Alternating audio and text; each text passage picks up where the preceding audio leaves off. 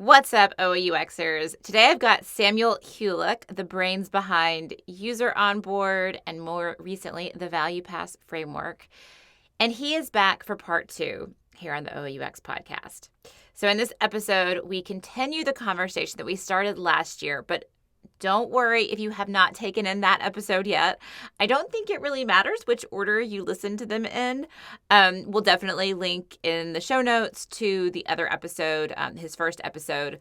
But in this episode, we basically dig deeper into Value Pass, which is this lovely way of thinking that perfectly complements object-oriented UX.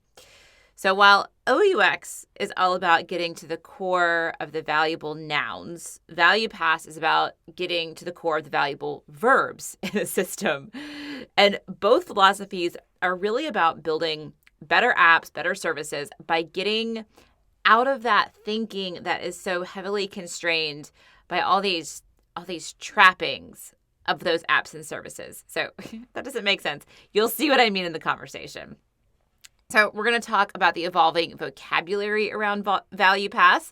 As we like to say here on the podcast, naming things is hard. So we get into that. And we also talk about my recent onboarding experience with Headspace.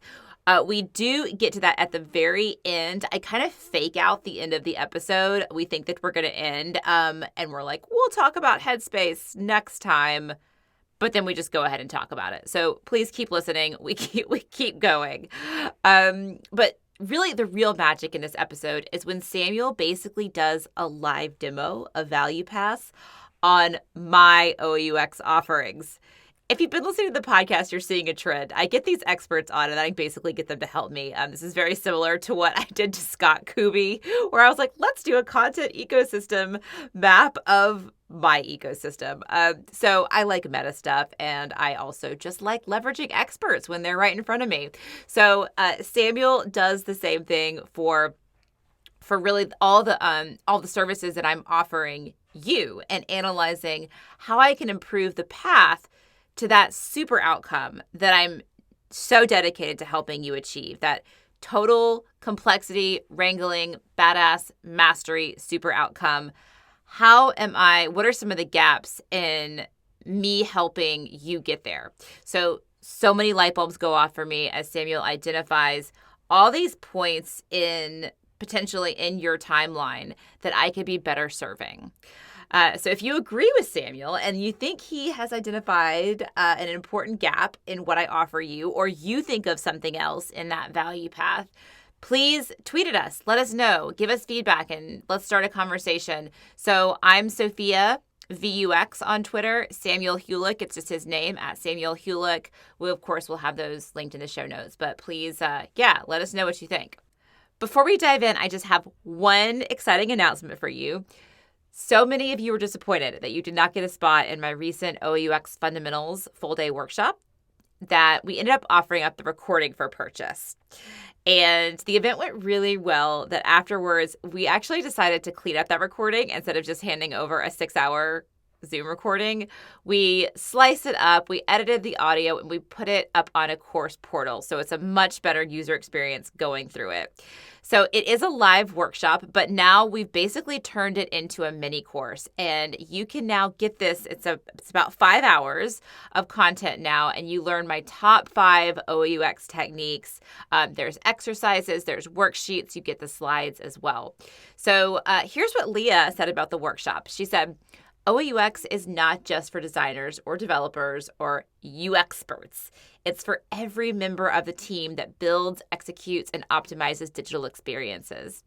OOUX provides a framework that makes it easier to capture and consider insights from clients, stakeholders, digital assets, etc., and get everyone on the same page speaking the same language.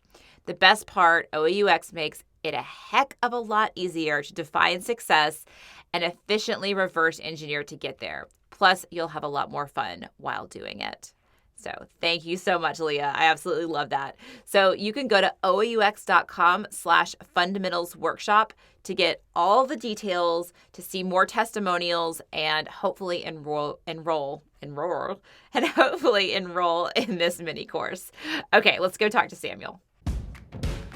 Welcome to the Object-Oriented UX podcast, a podcast about tackling complexity head-on, gracefully organizing massive amounts of information, and designing scalable, future-proof, and of course, naturally intuitive object-oriented user experiences. An OOUXer is a powerful blend of information architect, business analyst, facilitator, and UX strategist. If this sounds like you or what you aspire to, you are so in the right place. I'm Sophia Prater, UX designer, chief evangelist of object-oriented UX, and your host. Let's jump into it. Samuel, welcome back to the OOUX podcast. Thank you very much for having me.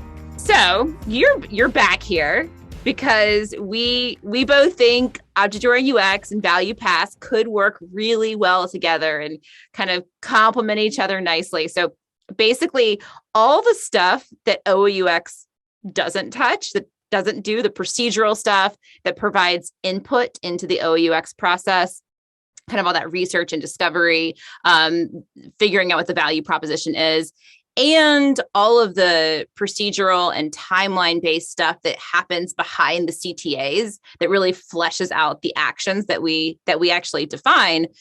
Value Pass provides this really great framework for that. And I also see how OOUX and Value Pass share this philosophy of looking beyond the app or product or website and really getting to the heart of the real value that users are actually looking for. So Samuel, you and Johan on your podcast, Value Pass, talk about the fact that outcomes happen outside the product.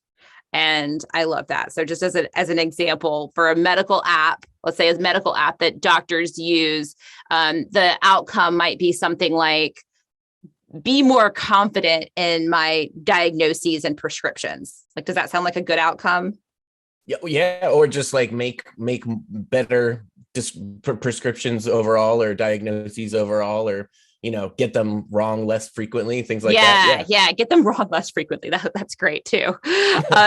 And often the most valuable objects, what I'm encouraging OOUXers to think about is a lot of times those valuable objects are also exist outside the system. So that might be things like patients, diagnoses, doctors, prescriptions, insurance carriers, even. So making better decisions based on what insurance your patient has. So, even like as nuanced as don't think about the patient account.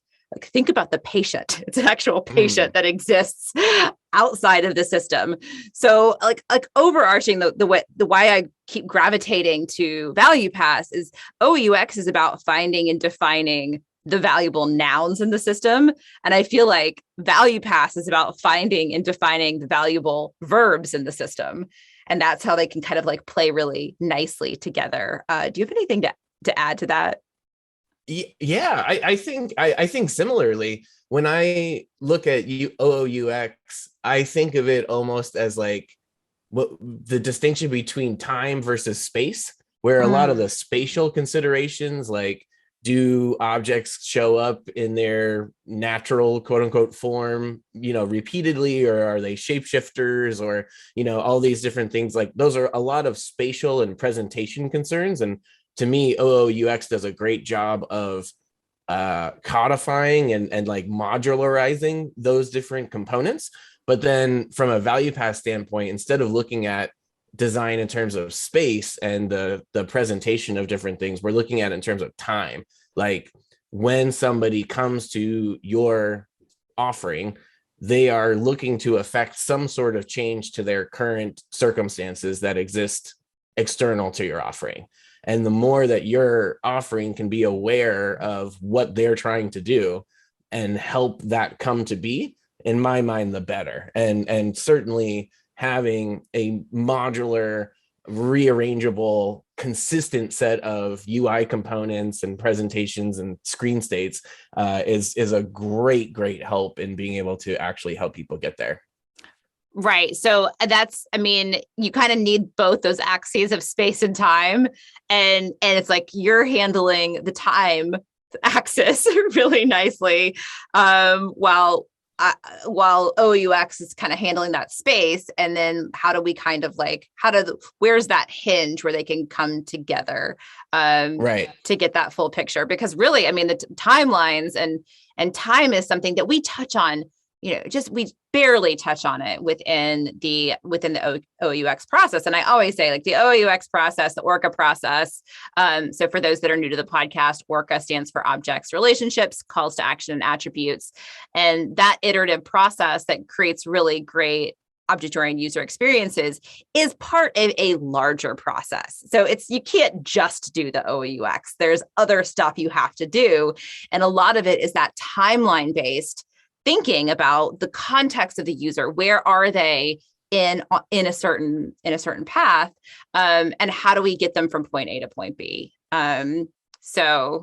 So this is part 2, if it's not already obvious. So we had a great first conversation last year, and now we're back to continue the conversation. And I don't know yet if I'm going to be recommending people listen to the first episode. I'll put that in the intro. This episode should probably stand alone, but maybe we'll be referencing the first episode. I'm not sure. So yeah, check the intro if I'm going to be recommending a prerequisite to this episode. But here's I'm going to kind of give an outline. I don't usually do this, but here's sort of what I want to talk about today. So let's first recap Value Pass, do a little overview. 2, I want to talk about the Headspace app and my recent experience with some onboarding or lack thereof in Headspace, because we kind of touched on this idea of OOUX onboarding, and we didn't get to it last time. And then what I want to spend the bulk of the time on is having sort of a gloriously meta conversation, which you have agreed to do, where you're basically like, let's dissect OOUX itself and really the services that I offer to help people learn OOUX, and do that from a Value Pass perspective. Basically put the Value Pass lens on this as kind of like a live demo. So yeah. So does that sound good? It does sound good. Let's do it. All right. It's gonna be fun. Okay. So to kick us off, I hope this sort of leads into you kind of talking about what Value Pass are. So something you said in a episode that I recently listened to, I think it was the third pillar. I'm on the third pillar episode. And you said, people don't come to your product, they come through your product. Can you elaborate on that a little bit more? Tell us, what do you mean by people coming through your product?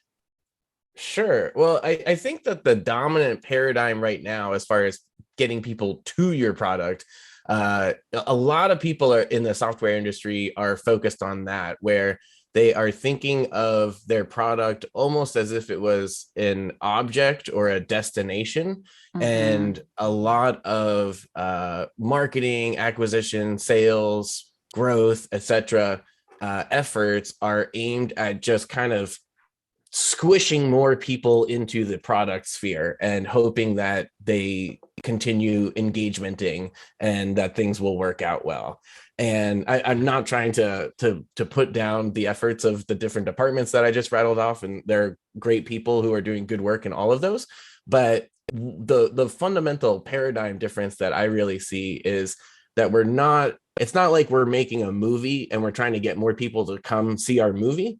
It's more like we are creating a system for accomplishment, and we need to recognize the fact that anytime somebody comes to a product, even like we'll use a super simple example, like a light switch. Every time somebody engages with a light switch, it's not because they love the beautiful plastic crafting of the toggle switch or the nice panel behind it or how it's just the right height for them to be able to flick it. All of the qualities that make a light switch, quote unquote, better quality are not compelling reasons to use a light switch. The reason you would want to use it is because you will either want to make the room darker or lighter. And so from a product standpoint, we don't want to make a really good light switch. We want to make a really good system for helping people make their room darker or lighter, so to speak. Does that resonate at all? Yes, for sure. And I often use the term, instead of using the term product, I encourage people to think about creating an environment. I like your systems to accomplish things is good as well. But like thinking about it as an environment, that's kind of gets you more to visualization of somebody coming and getting something done and coming out the other end of that environment better because of it, or having reached some sort of desired outcome because they came to and through this environment. Exactly. Like that's kind of like going back to the light switch example. Like the whole reason you go to a light switch is so that you can come out on the other end of it with something a better qualitative experience for yourself by either having the room be lighter or darker.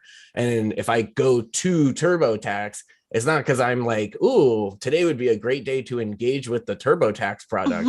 It's because I'm trying to get my taxes done. And so every time somebody goes to a product, it's because they're trying to get to the end outcome that they think the product can help them facilitate.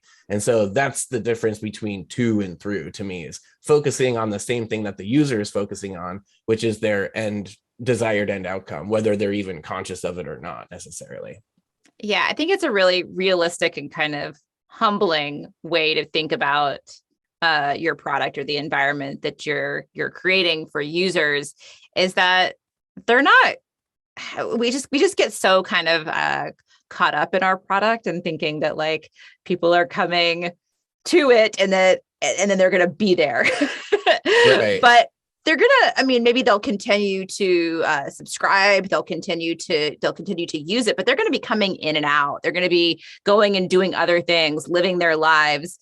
And how do they come through your product, be a first time? And then how does it change when they come back through the product, based on their new context, based on they've achieved an outcome and now they have a new outcome they're looking for. So we can kind of think about the user as a more dynamic entity, that they're coming through and then hopefully they're coming through again and hopefully they're coming through again. And the product is kind of adapting with them.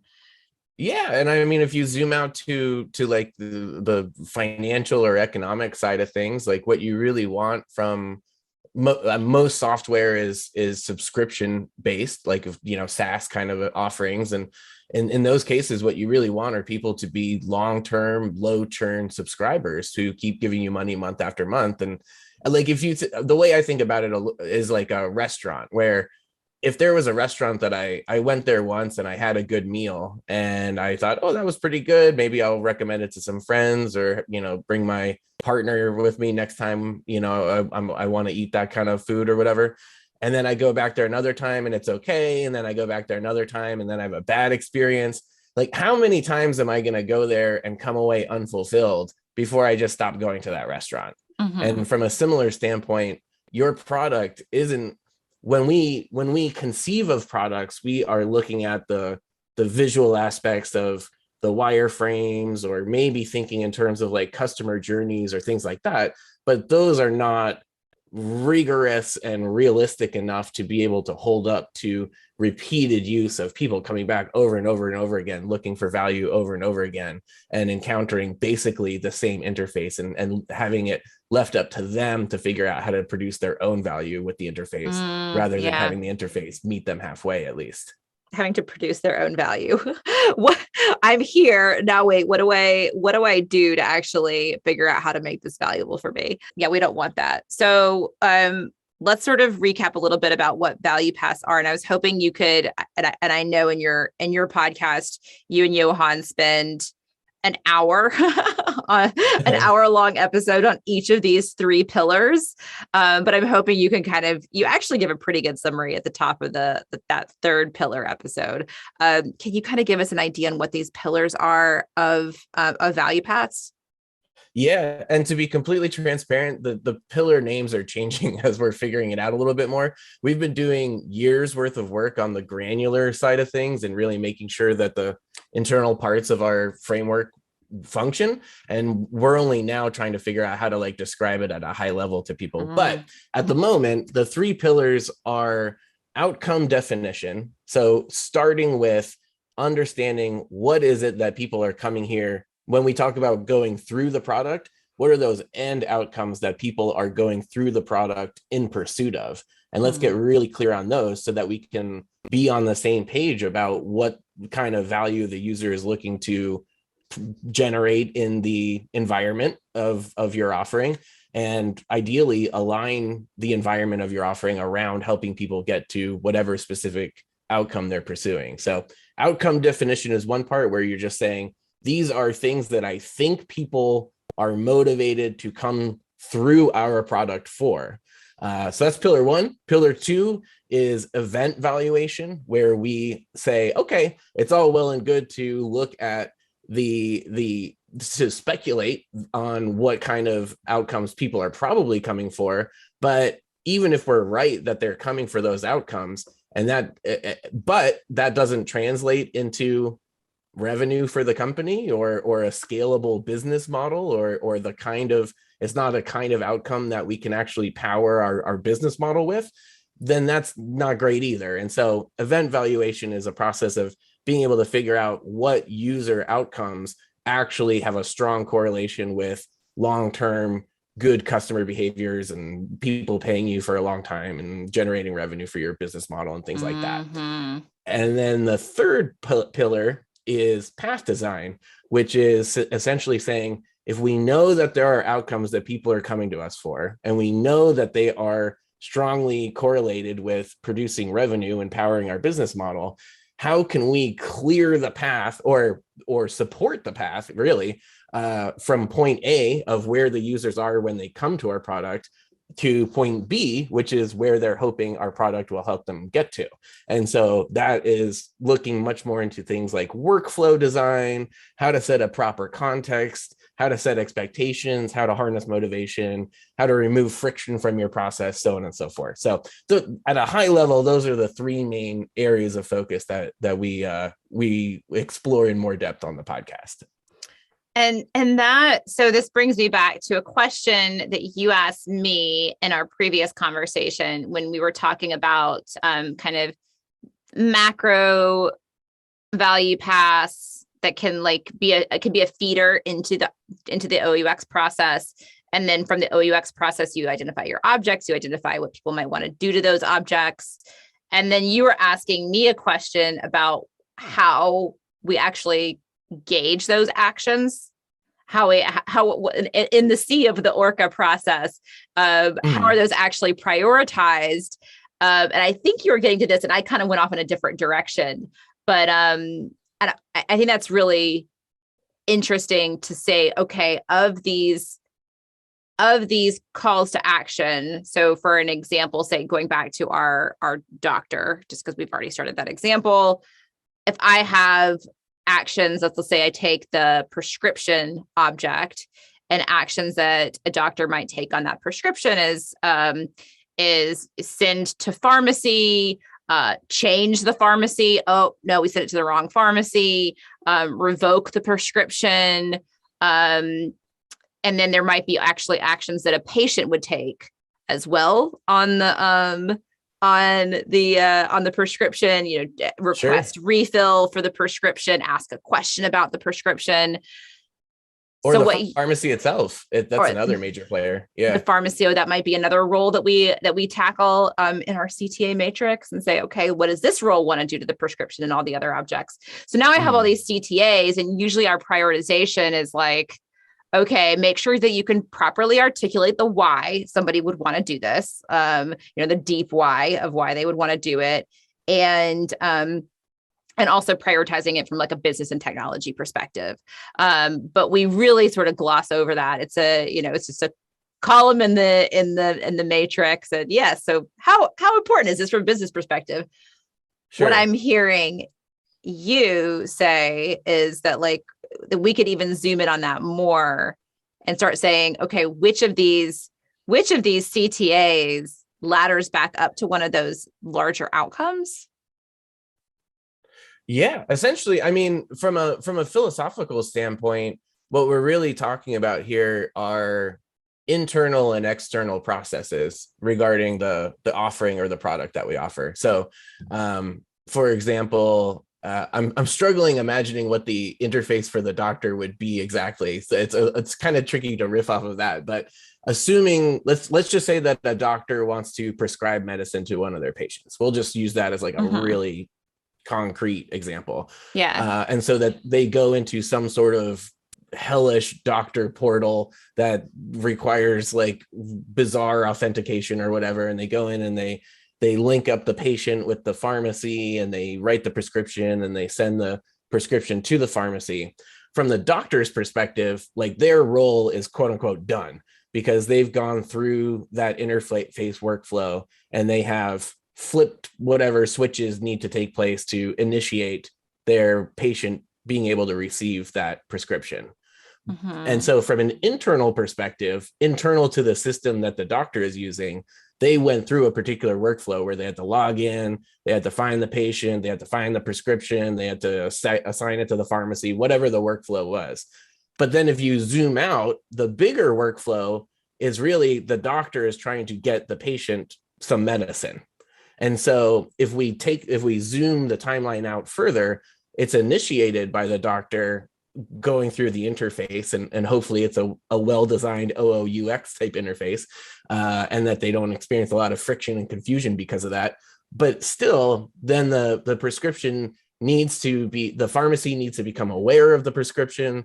They need to go through the process of fulfilling the prescription. They need to let the patient know when the prescription is ready. The patient needs to be able to travel to the pharmacy's location or arrange some sort of delivery, so on and so forth. And so there are all these practical considerations that are happening in the quote unquote outside world, outside of the scope of the interface that the doctor used, at least, but are still required components for the workflow that the doctor initiated to actually come to a successful resolution.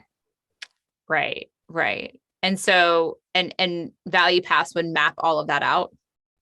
Value Pass would map all of that out, but then to take it a step further, it's also a question of saying, what are the different things that a doctor would be doing, or what are the different expectations, expected outcomes that a doctor would be coming to our interface to be able to do, or what kind of capabilities they're looking to take on, or what kind of things they want to be able to accomplish that they couldn't accomplish outside of the system, so on and so forth, and looking at how those also would correlate with business outcomes. And from a personal standpoint, it's not that I have a really major affection for business outcomes, and I mean, I like the idea of businesses operating smoothly and effectively and not stepping on their own toes or generating a bunch of waste, but it's also not like what gets me up in the morning necessarily. But the thing for me is that I've realized through my user experience design career is that it is very easy for the quote unquote leadership team, or like when people, I remember when I was starting to work in UX, people were always talking about how UX deserved a seat at the table, and how we were fighting to get a seat at the table. And I certainly think that the more that executive teams can have empathy for users and approach things in a UX-y kind of way, I think is better. But from a realistic standpoint, I think it's very easy, based off of the way that UX currently conducts itself, for executives to dismiss it as basically just being kind of, the fun, pretty, make it more pleasant and delightful kind of side of things, rather than actually tying our well-intentioned and expert efforts to actual outcomes that the business cares about. And so for me, I've been a little reluctant to have to go to such extremes to be able to say, yes, if we make this change, we can expect this difference in user behavior, which we have noticed has X impact on business revenue, or whatever it is that we're trying to do as a business, and be able to tie them in some sort of causal or correlative way together, rather than just relying on our guts and hoping that we can state our opinions in a really compelling way and win the fight that way instead.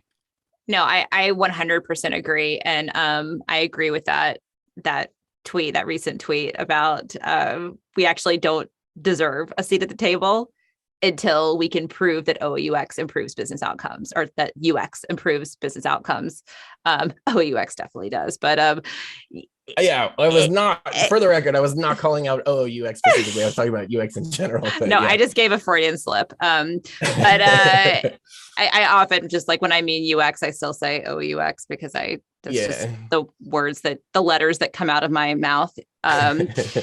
So if we go back to our example and of the doctor, and I might, if I'm like thinking about that original super outcome of the doctor prescribing, not just getting the prescription and saving time, doing that more easily, but also doing better prescriptions.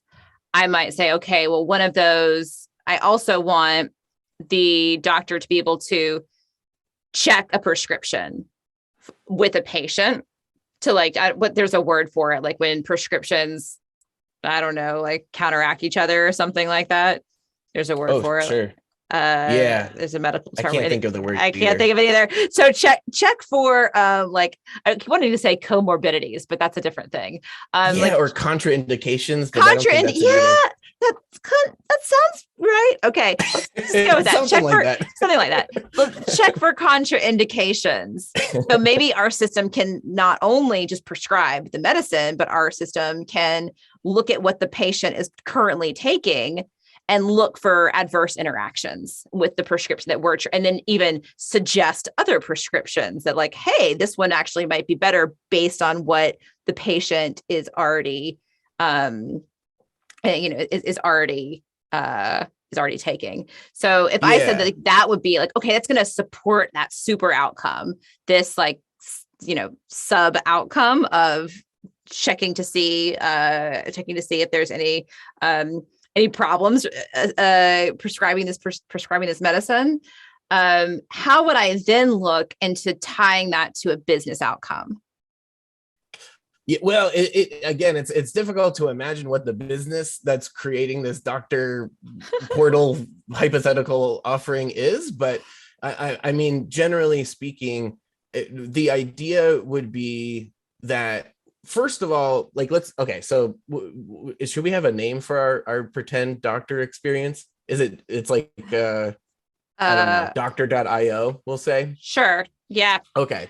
So as doctor.io user experience designers, where I would start first would be looking at what are the major themes that are bringing people to our product, and what are the frustrations that they're experiencing, what are the outcomes that they're expecting, and so on and so forth. And so maybe something like fulfilling prescriptions for their patients is a pretty niche concern, and there might be much bigger thematic concerns that are bringing people through doctor.io on a regular basis, of which the prescription might just be one component of that. So I would start by looking at like, what are the biggest, most obvious motivational drivers for our pretend company, and then if we can find some that are well, let me take a step back. One other thing that Johan and I mention pretty frequently is that we are looking at outcome definition, especially from a descriptive approach, not a prescriptive approach, where we are not sitting around a board table saying, you know what I think we should do is tell people that they want to fulfill prescriptions and really just focus on that.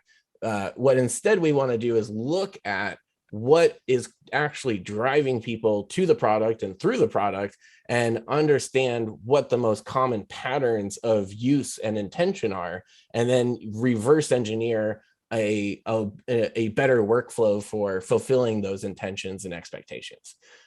So like if we already know that the prescription part of things is important to the doctor user type, what would you call the doctor in this scenario from an OOUX standpoint?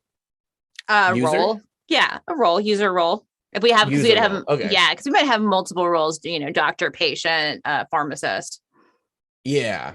So like if we know that the doctors fulfilling prescriptions is a major driver of our business model and something that people are coming to our offering repeatedly to try to do, then we would want to try to make that workflow more effective. And one example, when we talk about like time versus space considerations, and especially when you think about things in terms of time, where it's presenting you with ideas that you might not otherwise have. Like if you're just looking at the interface that the doctor user role is looking at, and you're thinking in terms of workflows for that doctor user role, you probably aren't thinking of something like, well, we know that at the end of the day, the doctor wants the patient to receive their prescription. So let's maybe consider something where, let's say the doctor prescribes the prescription and then it gets sent off to the pharmacy. Do we want that to be a black box moving forward, where we know that it got sent to the pharmacy and whatever happens afterward, whether the pharmacy messes it up or the user messes it up, we don't care? Or do we care about seeing the intention of the doctor all the way through? And if that's the case, then we know that the doctor wants the patient to receive the medicine. And so we could have an alert that checks 2 weeks after the prescription was prescribed, that to see if it was picked up or not. And if not, we could just shoot an email to the doctor saying, hey, patient Y didn't get their prescription. You might want to check in with them or something like that. So I don't think that you would necessarily come up with that idea if you're looking at the interface components that the doctor would be using to create the prescription, but it still would be very in line with creating that supportive environment to make it more likely that the patient receives their medicine. Does that distinction make sense? That totally makes sense. Yes. Yes, it helps you kind of take that wider view that you can support the full path instead of getting the myopic view on like, okay, let's just move these interface parts around so that the doctor can send the prescription over. Maybe we would want to actually close that loop. So, so let's take, so we've been talking about this like esoteric Dr. IO, theoretical. That's the word I'm looking for. Theoretical app. Let's think about OOUX. Okay. So let's have that meta conversation, because we're like, time goes by so fast on these podcasts. It's so annoying. Forget Headspace. We don't have time to be mindful. We don't have time for that. Yeah, let's skip over it. If we have time, we'll talk about it, or push it to part 3. Okay. So if we're going to talk about, and I don't know if we should talk about OOUX as a suite of products, you could say, all right, a suite of offerings and services. Which we said before we started recording, which I told you, I've definitely thought about this from an OOUX perspective, right? I've OOUX'd the heck out of OOUX, and have object maps and everything. If you're like me, you look at OOUX everything. You walk around your house and you're like, OOUX, how do I OOUX this? Because oh my gosh, I'm like that with ValuePass. Totally. Yes. I drive all my friends crazy. Right. Life, business, everything is like OOUX.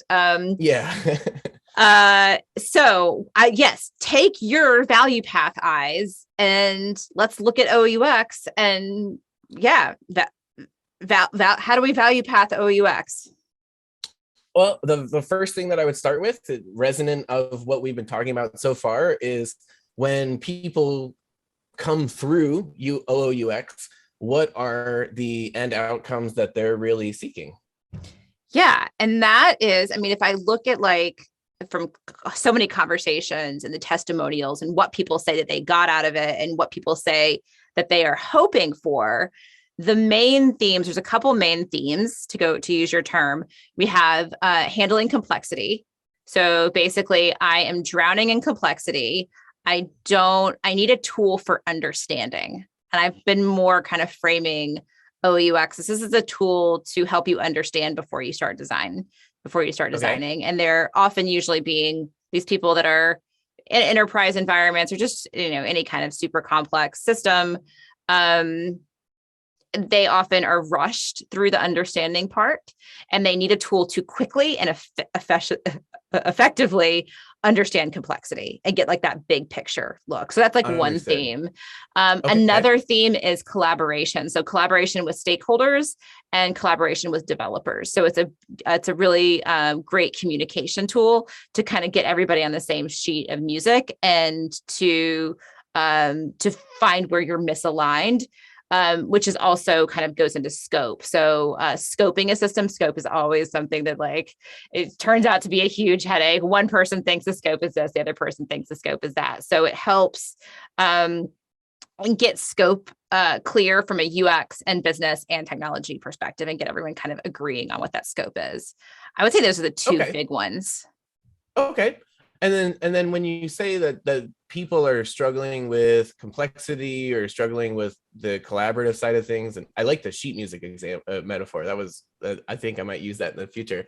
Can have it. So when you're trying to you're wrangling complexity, whether it's interface complexity or office complexity, I guess you could say. It's mostly information architecture complexity. So system complexity, we don't get so much into the interface. It is more what needs to happen in the interface based on information architecture. Okay. And so the people who are experiencing frustration and they're coming to OOUX, you mentioned one characteristic of there being like a time pressure component where what it sounds like to me is that maybe somebody has recently found themselves facing a challenge that they don't necessarily have like the infrastructure support to be able to do without a lot of scrambling on their end. Is that roughly correct? Yeah. So we're trying to get to like the situation, right? Is that okay. So I think that could be one situation. I think often the situation is kind of like a feature factory environment. So often like an agile or safe or agile-ish environment where kind of the pieces are coming down the line, and we just need to like rework this wireframe. Like, can you just like clean up this wireframe for us? Can you clean up this one screen for us? So it feels a lot like we're moving the deck chairs around. So it's a feeling of moving the deck chairs around in the sinking Titanic when like there's major hull issues that need to be addressed. And we're just so we're not making that. It's a feeling of not making systemic change because I hear that for sure. You're just sort of like, all right, and then on to the next thing. And we've got, it's a 2-week sprint. And we've got these 3 pages. So very kind of like still that page-based language versus system-based language. So often that's the situation. Or like, hey, we need to redesign these 3 pages. Can we do a wireframe review? It's Monday. Can we do a wireframe review on Friday? And maybe it's like 3 pages that you have no idea. You don't even understand what's on the pages. But we don't need to understand what's on the pages because we just need to freshen up the UI. That's a lot of the situations that people coming to OOUX for like a better way. It's often also, oh gosh, now we're opening up the can of worms to be able to change that environment, right? So it's like, come learn OOUX, but then I need to go and be a leader of change within my organization to kind of help us think a little bit more holistically.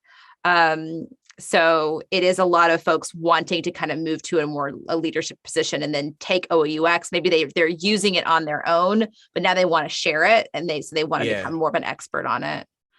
Yeah, I love that. Okay, so I can relate to the idea of working in a feature factory as being kind of like a disempowered user experience designer, for example. So is that would be roughly that would be representative of a decent amount of people who are coming to the OOUX framework. Is that correct? Yeah. Anybody from, junior mid-level to senior to even we even get managers and directors in the program that kind of want to change how their organization is working. But yes. Yeah. Well, to me, and maybe this is just my own personal experience, but to me, there's a really big difference between being on the junior side of that equation versus being on the leadership side of that equation, where it is. if you are a junior user experience designer and you're getting, requests to like look at, give us a review of 3 different wireframes for screens that are parts of workflows that you're not familiar with, like that, it sounds like they're not really being set up for success to begin with.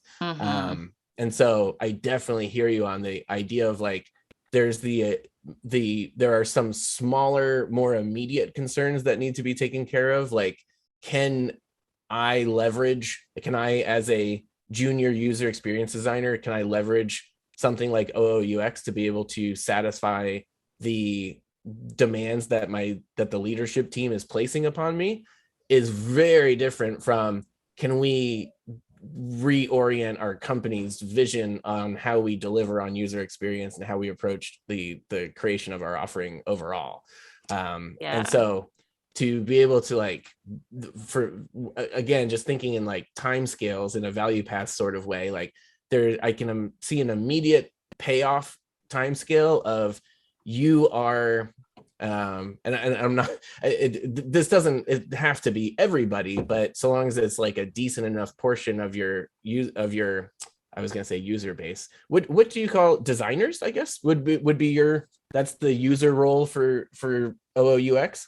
Oh my gosh, OOUXers, because some of them are designers, some of them are we've got a lot of content strategists, information architects, developers even. So gotcha. OOUXers. Or OOUXers, if you prefer. Yeah. So an OOUXer might have a more immediate short-term outcome that they're desiring, which is to just fulfill the brief that they've been assigned. But then there's a much longer timeline with a much bigger, more rewarding outcome of, hey, let's not do these little 2-week sprint brief things where nobody knows what they're doing and nothing gets done.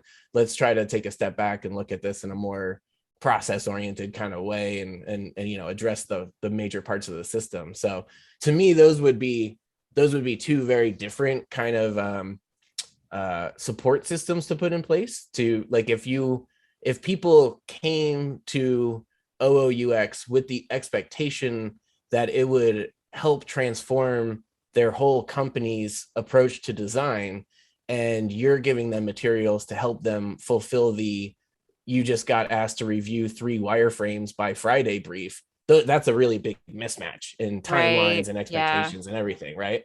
And so to me, it would really start with getting an understanding of, on an individual level, what are people looking for as they would describe it in their own lives. And then once I have enough of an understanding of all the different individual things that people are looking for, can I find patterns where I go, okay, well, maybe, and I'm just totally throwing this out there, but like, maybe if I set them up with a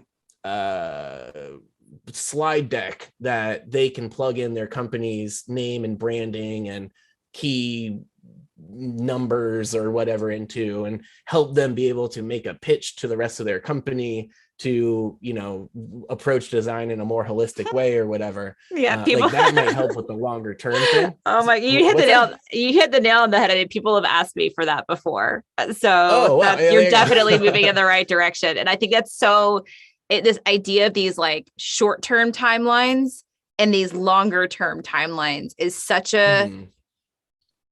it's so insightful to look at it like that. And you're so right that the first I think that we just need to, can this help me not stay late tonight? Can this help me like get this done faster? And nobody even needs to know I'm using OOUX. Like I'm just going to get this done better, and I'm going to feel better about it. And I'm going to ask really, really intelligent questions about other things that I need to know about this. Because sometimes you look at something and you're like, I don't even know what questions to start asking about this. Sure. OOUX can help you with that on that short-term timeline. Like, just ask really good questions. Like, that is one of the first things, that like low-hanging fruit. And then it can go all the way to the end of the spectrum of like, I'm going to be a leader within my organization, helping make organizational change on how we deliver products, which is like, that could be like a year or 2 years timeline versus like you can learn this and you can start applying it today. That's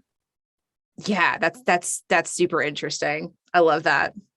And even in the case of an example, like if we really zoom out and say organizational change is the outcome that we're really gunning for, that's like the patient actually getting the pills outcome that we're talking about here. Like, that itself is going to have a number of, it's not like it's going to take 2 years and then happen overnight. There are going to be a bunch of things that happen in the middle that are milestones that you can use to help set expectations and give a hint to OOUXers that value lies ahead for them if in the ways that they, let me take a step back.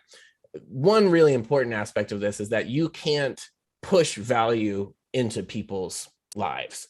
You can't say, hey, I just did a big revamp of OOUX and now it's inherently more valuable and I'm just going to smush this into your life and you're going to get value from it. It's really something, value is a pull thing where people, the whether somebody is better off or not is always determined by the person who's the beneficiary of the thing rather than the person who's the creator of the thing. And so along your lines, like what you ultimately, like if somebody's showing up to OOUX.com, I assume you have the .com, right? I don't think I do. Okay. Yes, I do have OOUX.com. Thank you very much. So somebody shows up to OOUX.com for the first time. And let's say that they are one of the people who are interested, like, yeah, I'm down to take the next 2 years of my life and really invest in helping my organization change the way that it approaches design and information architecture and all of that. There are going to be milestones along the way of that 2-year process that you can help orient their expectations around. And I guess maybe like an example would be like if you were like a swimming coach, you might not say, hey, I'm gonna, or a running coach would be easier, I guess.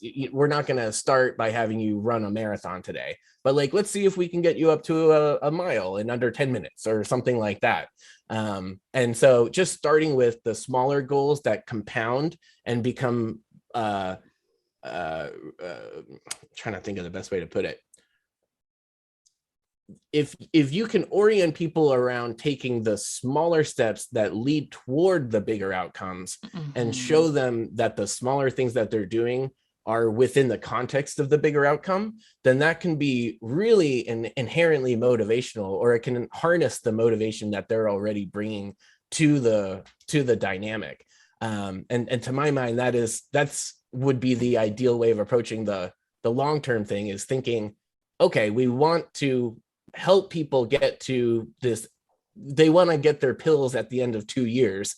What can we do right now to help give them a really strong signal that we are a reliable way of getting there, and that if they invest 2 years of their life, it's going to likely succeed, and that we can already help them succeed on some more urgent things that they have in mind right now, to give them even more confidence in the fact that our approach and doing it our way is going to help them get to where they want to be better than trying to figure it out on their own. That's awesome. I love that. It's 2 minutes to the hour. Do you have a hard stop, or can I ask you one Not at question? all. Okay. I'm always happy to keep talking. Okay. Rocking and rolling. So let's say I get really clear on those. And just for example, and I think this is pretty accurate, it would be that what we, help me not work late tonight, and help me ask really intelligent questions in the next meeting, so that I can get to the bottom of making this a better design, and I can feel better about this design. Step 2 might be my usability testing goes really, really well, right? Okay. So I get it in front of users, and because we use this process, and everything just kind of makes sense, and like maybe we need to tweak it a little bit, but there's no big gotchas or anything. So, and everybody, and everybody on the team is nodding their heads and like, all right, awesome, keep rolling with this. But there might be another, and there might be another touch point in there, and all of a sudden I not all of a sudden, but I have a better relationship with the dev team. I've got more respect from the dev team because I understand how a database works. And I can ask intelligent questions to them. I can get clearer on technology constraints and collaborate with them in a really effective way that not only makes the product better, but I also just have better relationships with my dev team, and also my same with the business team as well. I can kind of like have that conversation. So that might be another touch point. And then there's like organizational change. I'm becoming a leader in the organization. We're figuring out, we have this like very mature practice where multiple teams are using OOUX, and we're thinking about it like instead of the page by page or feature by feature way, we're starting to OOUX our entire product or product suite. And I'm the person, spearheading it. So if we think about those, and then I think about it from like going back to that business perspective. So and then my job is to say, okay, if these are the outcomes, like which outcomes are going to help me drive business outcomes. And I might scale those and say, okay, like I might look at those and say, all right, this is the one that is going to actually help with the business the best. That first one is the one where there's the most value. Like I would actually start figuring out metrics around that. Could you rephrase it just one more time, just so I'm super so clear? If I figure out those steps as timeline steps, and I get clear on those outcomes, and then, but now I need to, I think you call it like value definition, or like basically put it under the business lens of saying, well, which one of these is actually driving the business forward? And would that be the next step to see which ones I would actually focus on? Well, here's where I have to issue the caveat that Value Paths is primarily designed for software offerings that have hundreds, if not thousands, of people signing up for them every week. Just wait a few years, and we will. I'm not making any guesses as to the current OOUXer volume, but put it out in the universe. We're gonna put it out into the universe. Hundreds of thousands per week. I don't know if we have enough UXers for that, but right. So it's different depending on scale. So if you're getting a lot of volume and you're having a lot of users just kind of going through your system on an ongoing basis, that makes it a lot easier to take a quantitative approach where you can do some qualitative research, which is still where I would start to get an idea of what those possible business powering user outcomes are.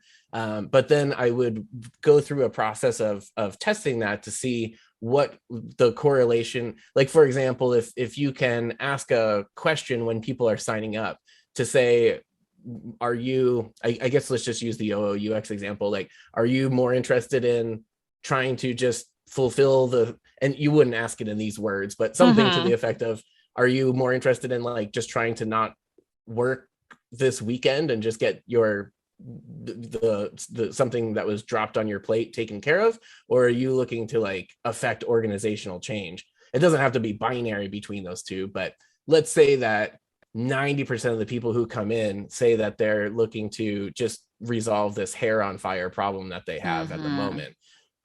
That's very different than if 90% of the people said that they were coming in because they want to change their organizations. And like, so just looking at the proportion of people who say that they're here for X versus who say they're here for Y. And then also looking at, like, let's say it was 50-50 between the two.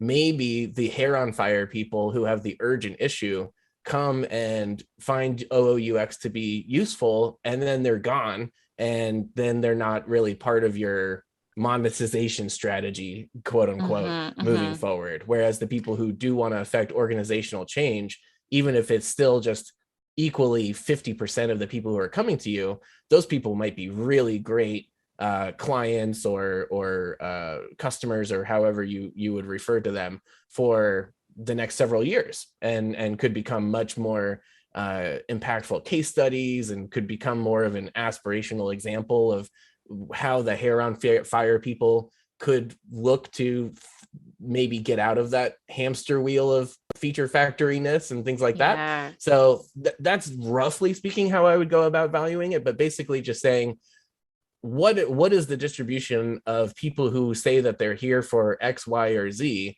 And of those people, which of them convert better, tend to pay us money better over time, so on and so forth. And at that point, you can then say, we have a pretty good lever. We if we go to talk to the executive team or the leadership team, or we have the seat at the table, so to speak, we can then go in and say, there's a distinct mathematical correlation between people who are here for Y instead of X.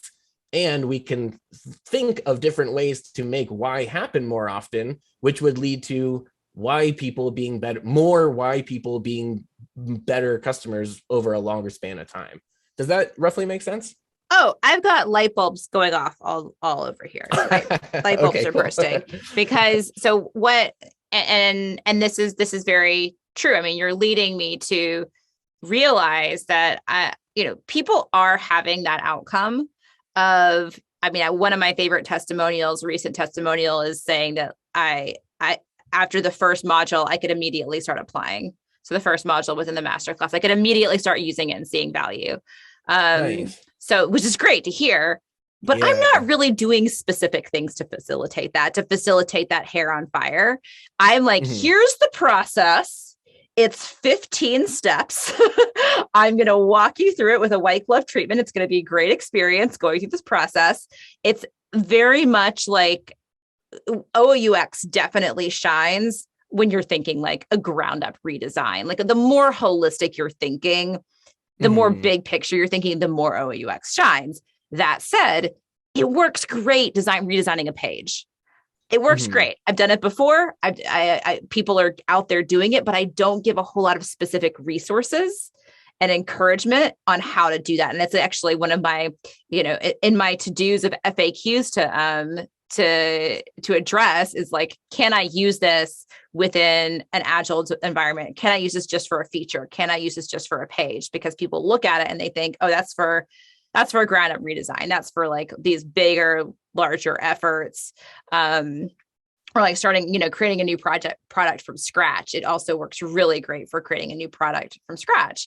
But a lot of people are coming for that hair on fire and they're getting that outcome, but not with a whole lot of help from resources that I'm providing. So I'm not actually, there's a big gap in like the type of resources that I could be giving people to do small scale OOUX.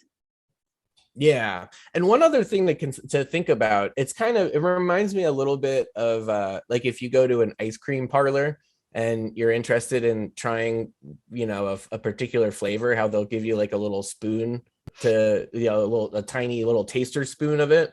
Like maybe the hair on fire resolution is like the tiny taster spoon of OOUX. But then if you want the actual whole OOUX ice cream cone, then, you need to build, it's more than what can be contained on a tiny little spoon or whatever. And in a similar way, like I would wonder if you're noticing that a lot of the energy that's driving people to try OOUX is the shorter term hair on fire kind of things, where my mind goes is, how can you just own that as thoroughly as possible? And well, I shouldn't have said how can you own that as thoroughly as possible, but also B, consider how much you want to invest in helping that. Like if let's say, hypothetically speaking, 50% of the people were coming for hair on fire problems, 50% of the people wanted to take a longer term overhaul my whole offering kind of view. Like if you got really good at helping the people solve the hair on fire problems, would that be ultimately beyond just even like a cold hard financial side of things? Like would that be rewarding for you personally, or would you? Yes, yeah, 100%. I mean, if like that is something that and I think it would be a good way to kind of show, like it's almost like, here, let me help you make OOUX and make your today better. Yeah. Can I give you a 30-minute video or something that will help today run a little bit smoother? I mean, that's a Mhm. really interesting challenge that I'm excited to take on. And maybe there's like, and we've got another course coming out that is kind of that like beginner introductory course, but it still is thinking of that.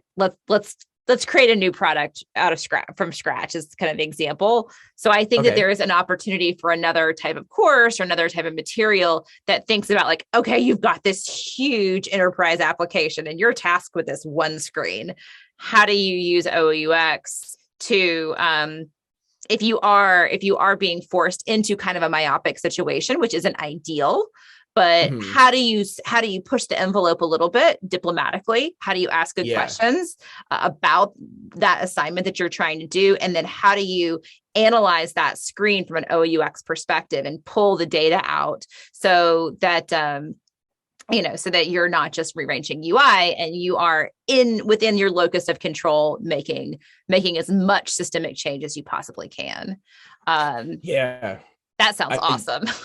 I agree that sounds awesome. I would love to see more empowered people being able to do that within their organizations. And myopic, I think, is like the perfect word for what we're talking about. Like we keep calling it hair on fire and things like that, but there's on the one side of things, there's the urgency, but then on the other side of things, like a lot of what I'm hearing from you regarding the hair on fire stuff is like people have been assigned stuff that they shouldn't have been assigned to begin with, probably based off of, I mean, not trying to talk any crap about these hypothetical companies, but it sounds like a lot of people, like you're helping them resolve things that organizationally shouldn't have been assigned to somebody to begin with, probably. Exactly. And so yeah, and so from knowing you, as you know, to the extent that I do, like I would imagine that you would not be super satisfied just getting good at helping people solve myopic problems and that's it. Mm-hmm. Like if it was just like,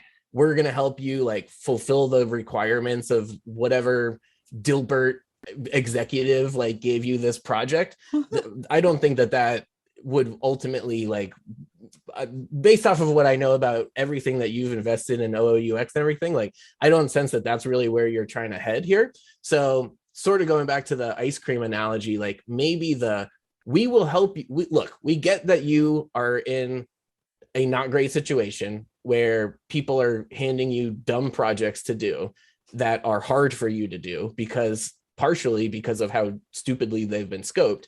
So what we're going to do is set you up to shine instead of just being able to fulfill the scope. We're going to help you like nail it to such a degree that people will then be like, wait a minute, where'd you come up with all of this? Or, how did you're making recommendations that are like beyond the scope of what we're even asking you to do. And so thinking about how do we help them nail that hair on fire moment? And then how do we help them harness the momentum that comes from that to be able to then take step 2 toward the 2-year journey of reorganizing their approach to design or IA or things like that. Exactly. Yeah. How do we help them push the envelope a little bit? And coming back to like asking those good questions that sometimes will help the whoever is the product owner, the project manager, who is help them diplomatically help them realize why that scope and why that assignment doesn't make the most sense. Like, well, this page actually is repeated over here. So are both of them going to get redesigned, or, like all the, just be able to ask those good questions, and take that next step. Yeah. Move them along that timeline. Yeah. And then when they do have that, I mean, momentum is so hard to generate. And when you have it, it's so much easier to keep it going than to start it from scratch. And so if you were given some myopic, quote unquote, dumb project to do that, and you are, I guess, in over your head and looking for answers, and you come across OOUX and it helps you, and you don't have to miss your kid's little league game because you got to not work on the weekend because you got it taken care of. Like, that's all cool. But then then where do you go with it? Like, how do you nail it to such a degree that you can use that as a foothold to be able to affect slightly bigger change within your organization, so you're not getting assigned these myopic things to begin with?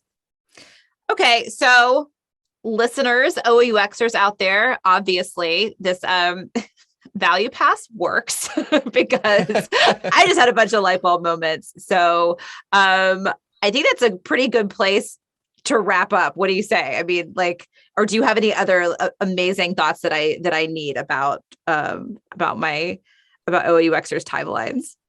I think we did a good job here today, and I would love to come back for a part 3 if I'm invited. Oh my gosh, yes. Maybe we'll talk about Headspace. It'll probably be old news then. We'll get to that then. Yeah. Let me just tell let me just tell the story. You have like 5 minutes. Let me just tell the story real quick. Do you have 5 minutes? All right. Okay. Of course. So we can just check the Headspace box. Probably a lot of people are already stopped listening, but okay. So Headspace, I re-download Headspace after not having it for 5 years or something, because I've been meditating, but I just do silent meditation. It's just gotten a little stale. And I was like, you know what? I need to come back to basics.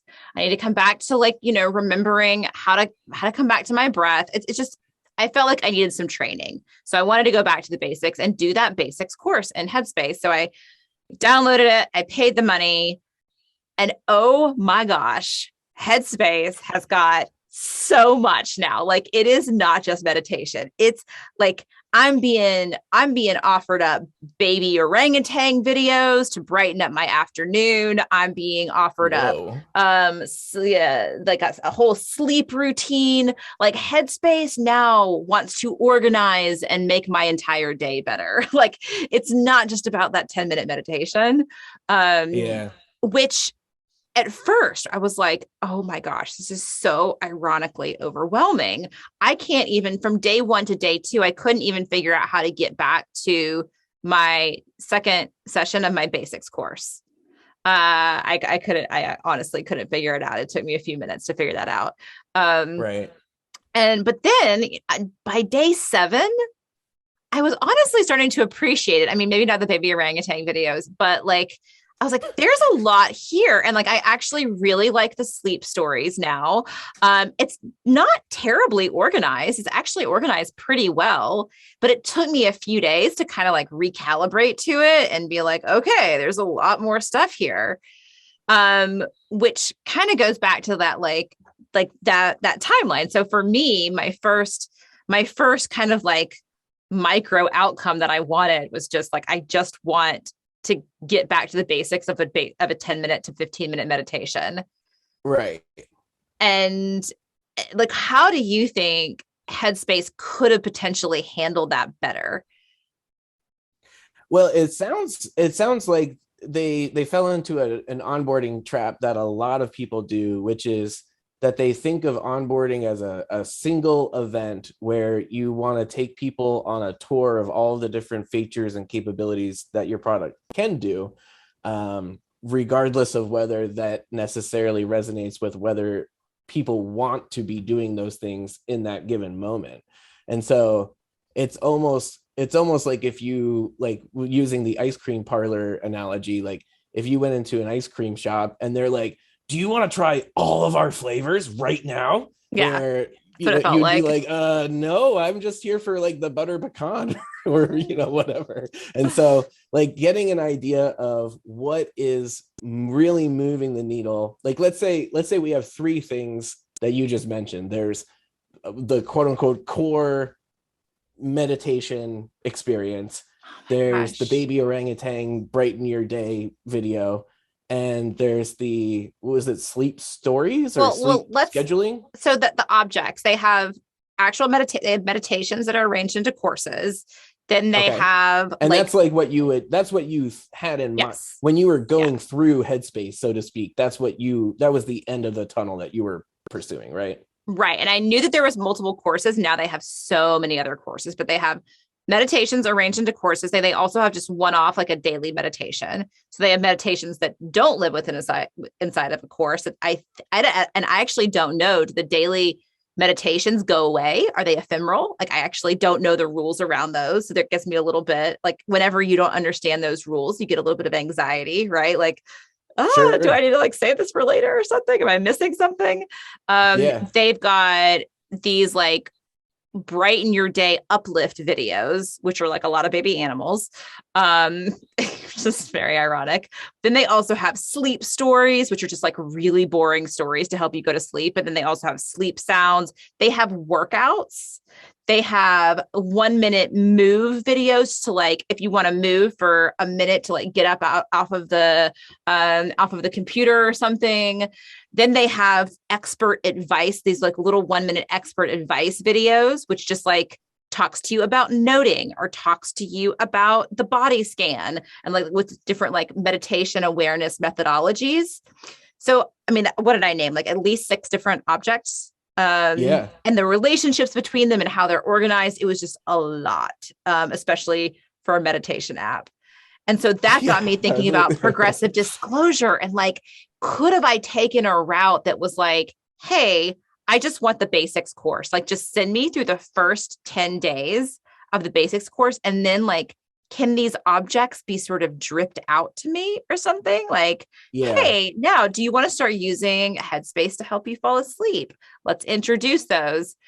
And my like hesitation with that is you're leveraging a lot of assumptions about the user and what the user wants. So how do I know what the user wants when they come in, and how do you do that elegantly? So you're not giving them everything all at once, but then you're also not like infantilizing them kind of and being like, oh no, you're not Sure. ready for this yet. Like, you don't get this until Right. day 5 and somebody's like, I want it now. That's annoying too. Yeah, it reminds me a little bit. I have an 11-year-old, and he really likes to play Fortnite, and I will join him in Fortnite as a totally incompetent shooting partner. Mm-hmm. But I don't use it very frequently, and so whenever I log in to like join him in a match, I am constantly getting all these like, cha-ching, you just unlocked this uniform, and cha-ching, now you have this new other thing. And you like no exaggeration, there will be like 60 different challenges on like a daily, weekly, and seasonal levels of all these different things. And so it's a lot. It's like walking into a casino or something when I'm just trying to play with my kid, just good quality bonding time of killing other kids together. Yeah, right. That's what I'm just looking for, some good natured, wholesome child killing time with my son. But the idea being like, I think that there is I was going to say a middle ground, but I don't even know if it's a middle ground. But when you talk about something like progressive disclosure, I think that there is definitely room for thinking about how the timeline of your product unfolds, and not thinking of your product as a static one size fits all experience that people have to navigate their own personal processes around in order to achieve value from, but instead that the product tries to arrange itself around the person's processes to help them get to the point that they're trying to get to. And so in the case of Fortnite, will Fortnite be able to tell or even care whether I'm just this old incompetent player who's trying to play with his kid or not? That's probably not like a super juicy demographic to shoot for.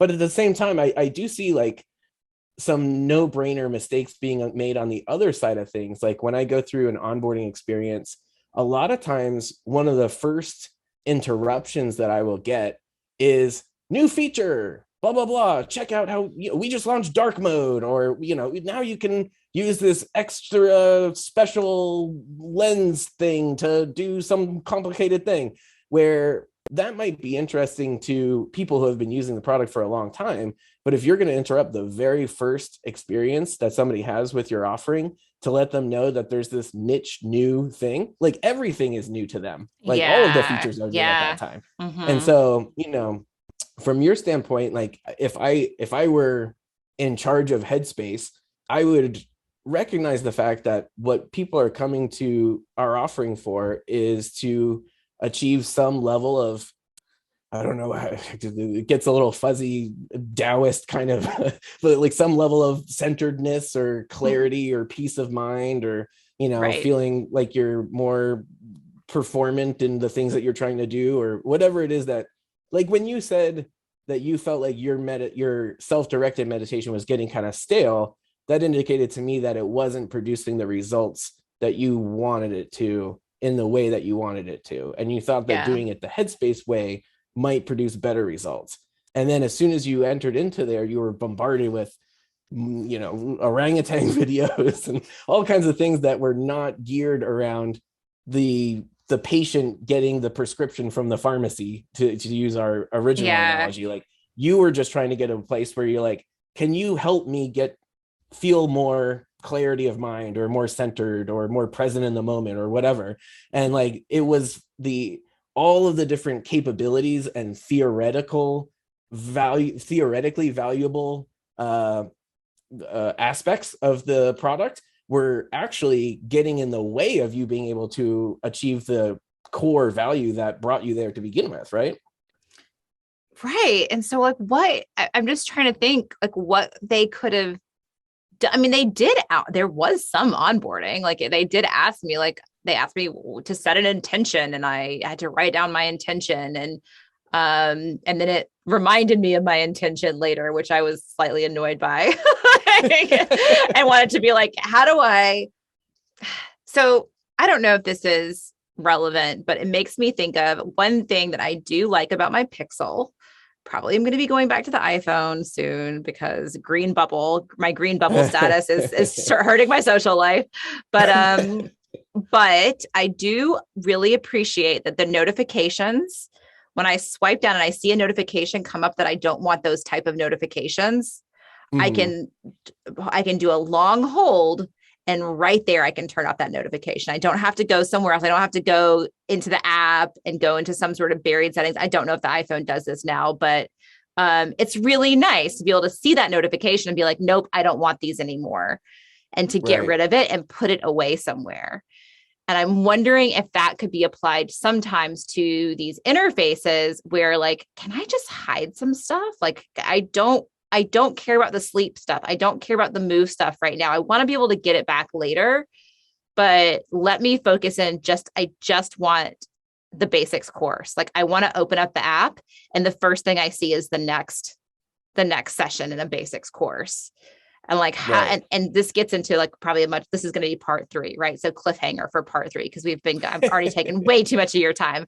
But that like um I don't know, like the user being able to say, these are the parts that I want to see, and kind of it gets into personalization and customization. But Yeah, and the one nuance that I would add to what you just outlined, which I totally agree with, is that from an experience design perspective, I would much prefer to empower the users to voluntarily let those more complex things into the experience, rather than uh, presenting them with them, or interrupting the user with them, and then having them say, no, I don't want this, and hide this forever, or something like that. Like, yeah, ideally, the product wouldn't be presenting users with things that they want to hide forever in general, or you would approach that with a little bit more consideration. And so that kind of goes back to the idea of that value can't be pushed into somebody's life. It has to be pulled into their life, and they need to be able to recognize in their own subjective way that they're better off. Where, like, if we look at just the 3 original components that you were talking about, whereas there's the core meditation experience, orangutan videos, and sleep stories. The core meditation experience is probably the closest thing to what people are going to Headspace for, which would be better sense of mental clarity, centeredness, mindfulness, whatever. Not to be like whatever to mindfulness, but that whatever that collection of things is. And then like the orangutan video, I guess, like, would ostensibly be there to like help, like, just provide like a spark of joy in your day, or just to like give you a uh-huh. sense of, do you think that was the purpose of it, or what do you I didn't watch the orangutan video. I just saw that there was a baby orangutan video that it wanted me to watch. And I was like, what is happening here? But I think it was like, and maybe kind of instead of going to YouTube to like watch something to like give your brain a break, like do something that's more wholesome. And probably it's like a little mini documentary on baby orangutans. So that is kind of what I think it is, but I'm not 100% sure. But yeah, I think it's like, you know, pause for joy and watch. But I honestly feel like somebody at Headspace has a metric of how, and that metric of engagement and how the app feels, even though the content is actually really high quality, super high quality content, pretty well organized. But I do feel like to kind of come back to those, some of those metrics or goals that got set were something that were more along engagement within the app, or like how long can we get people using Headspace instead of that super outcome, that beneficial outcome of how much can we help people get more Headspace in their life, which I think is their mantra. And I see a high level product owner that has that goal of like people being in the app as much as possible, which is actually counterintuitive to their. Totally. Especially in this example. Yeah. I mean, that's very much like, how can we get people to come to Headspace? Not how can we help people be more mindful or be more centered or have better meditation experiences. And like, you know, even in your case, like, let's say the sleep stories, like that has a pretty clear benefit. Like it's going to help you sleep better. But maybe you specifically are like, I'm good. I got my sleep figured out. I'm not looking for help with that. I'm here to meditate. And every time that it comes to you, it's like, do you want, hey, 3 new sleep stories released this time? And now we have a new sound effect of a babbling brook or something. Like none of that is adding value to you. And it's actively detracting from the value that you're trying to pursue. So it reminds me kind of like when you call like your cable company and you're on hold and they're like, did you know that you can bundle and save by adding a landline? Like, which nobody wants to do. Like just because people are there doesn't mean you can just like trick them into wanting stuff that they don't want, you know? Yeah, that's great. Okay, so I feel like we brought it full circle. We checked the box with Headspace, and I think that like it's just I will say Headspace, I am using it. I'm loving it. The content is really good, but I do have to navigate around what I believe is the product of some sort of misguided metrics that are being implemented over at Headspace. So they need Value Pass for sure. Samuel, thank you so much. We're not going to do another fake out. I think we're really going to wrap here. This was an awesome conversation. You provided a whole lot of value to me when I make that material for the hair on fire situation. I'm gonna give you a kickback or something. You're gonna like, this is gonna be like the Samuel methodology or something like that. I'll name it after you. So I really appreciate you spending so much time with me here. Absolutely. And I can't wait for the next one. Definitely. Part 3. Woo! Thank you so much for listening. I truly hope you enjoyed this episode. Please visit objectorientedux.com/podcast for show notes. Our soundtrack is Fighter by Ruby Bell, courtesy of Sugaroo Records. Happy OUXing!